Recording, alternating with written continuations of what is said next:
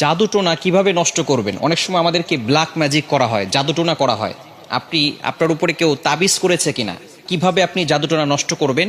কারো কাছে যেতে হবে না, আপনি ঘরে বসেই নিজে নিজে এই জাদুটে নষ্ট করতে পারবেন। বিশেষ করে আমাদেরকে সতর্ক থাকতে হবে। অনেক সময় আমরা বিভিন্ন মানুষের কাছে যাই এবং আমরা সেখানে গিয়ে বলি, আমাকে একটু হাজিরা করে দেখেন যে আমার ভিতরে কোনো জিন আছে কিনা। তারা তো ঠিকই, যদি জিন নাও থাকে, আপনার উপরে জিন একটা চালান করে দিবে, এরপরে আপনার কাছ থেকে বারবার এই জিনের মাধ্যমে ডিস্টার্ব করিয়ে আপনার কাছ থেকে টাকা খাবে। এজন্য আপনি কারো কাছে যাবেন না, নিজে ঘরে বসেই আপনি আপনার জাদুটোনা দূর করতে পারবেন, জাদুটাকে নষ্ট করে দিতে পারবেন।